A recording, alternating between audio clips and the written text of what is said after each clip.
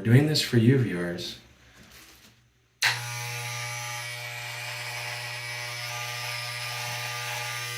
Welcome back, Deep Review TV viewers. Why does my face look like that of a conquistador's? Well, that's because it is time for another Wood Nichols episode. This is where we recreate a movie scene using a consumer camera. And today we're here at C Space in Calgary, really cool art space, because we needed a bathroom. Let's go inside and I'll discuss more what we're going to do today. So the scene we're doing today is actually from the movie Nice Guys. It's the bathroom scene. So even though I look like Colin Farrell from Miami Vice more than Ryan Gosling, we're going to give it a shot because if you've seen our Wood Nichols, you know that we do these sometimes with a larger crew and some budget, but very often with a small crew and basically no budget. So we're shooting on the Panasonic GH6. That's our feature camera today. The scene was shot in scope, so we've got our anamorphic Vasins, and as you can see here pulling all the stuff is Levi Holwell. He's our director for today, always a great friend of our show, helping us out. And we've also got Alex Mitchell doing sound, and Kaitlyn Kerr, just AC today. Fantastic crew.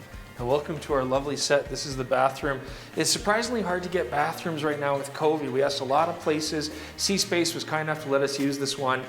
The color's not the same, and of course the door's even open the wrong direction, but you know what? We're gonna do our best for that, the professional actors you are. It is totally a modern bathroom, brighter palette, but it fit. We had the time, we had the resources to do it, so we jumped on it, and it was actually pretty much our only expense in this entire thing, and it was great. Deep Review picked up the expense for that. One of the things I really enjoy about the GH6 is that unlike a lot of other mirrorless bodies, there's actually a dedicated timecode input. So when I need to have a timecode sync between the camera and the audio that I'm recording in my bag here, it's really easy to join these things up in post-production because I'm feeding that metadata straight into the camera. One of the challenges we had with the bathroom was the stalls themselves. They open inward, which is great, but the hinge on the door was on the opposite side than in the movie.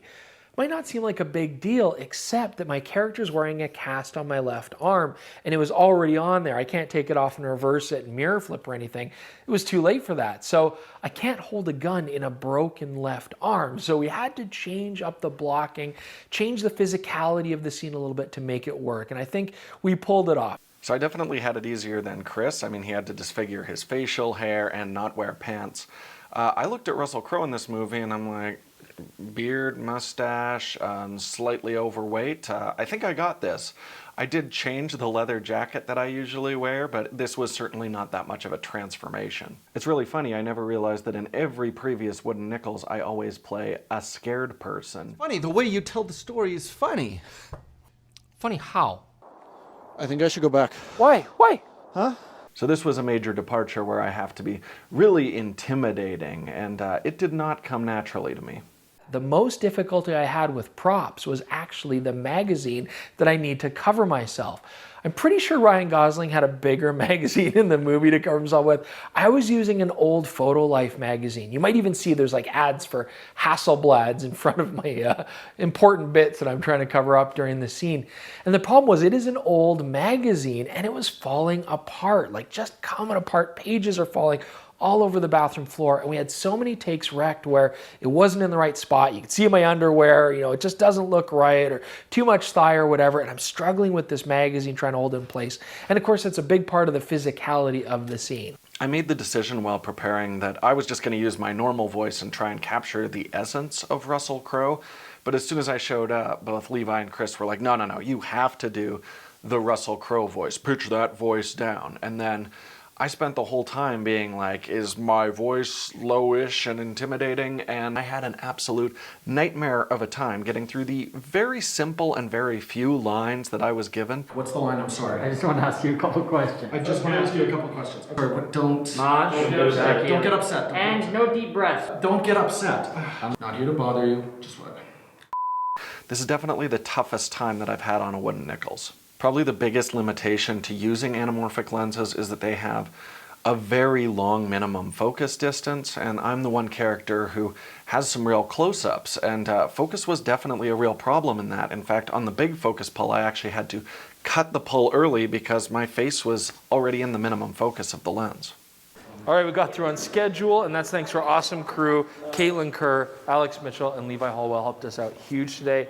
That's a wrap, so let's go take a look at what we need to do to finish this video at home. Let's get into the edit and the grade, and something I want to get out of the way right away is I am not a colorist. I work with Panasonic footage all the time for our YouTube channel, but grading for YouTube and for filmmaking are two very different things, but I thought it would be kind of a fun challenge to see how close I could get.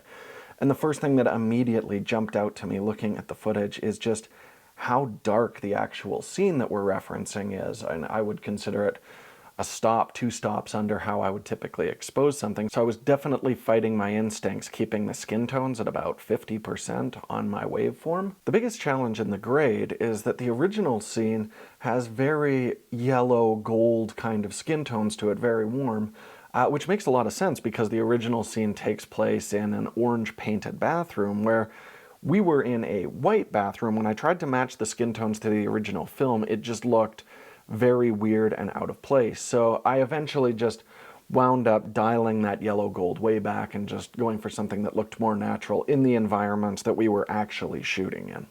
One of the biggest things I was worried about was audio, because we weren't shooting in a soundstage, we were in an actual echoey bathroom. And we could hear as soon as we entered that sound could potentially be a real problem. But that's why it was so wonderful having Alex there with us. He's a professional. We had multiple mics running in every single take. Afterwards in post, I could just pick the one that sounded the best, sometimes using the echoey audio.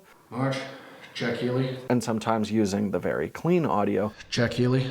Don't get upset. I'm not here to hurt you. Having timecode on everything made the whole process really straightforward for syncing in post, and this is the reason that you should hire a professional sound man. They make your life easier when you're in the edit. Well, one day of shooting and a lot more than that in post, and we have a scene, so let's take a look. But remember, this is from an R-rated movie, and we don't bleep when we're revisiting movie scenes, so there is going to be some harsh language. Other than that, enjoy.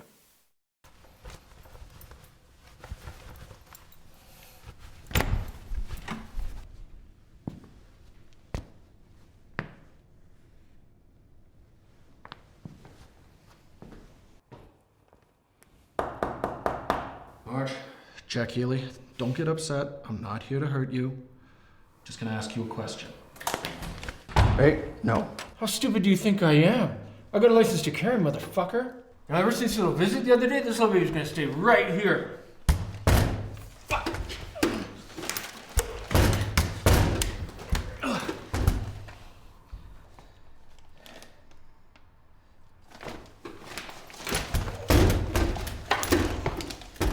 Look away. You know there's a mirror here, right? Close your eyes. Fuck! Forget it. You know what? Turn around. Can I open my eyes? Yeah, open your eyes.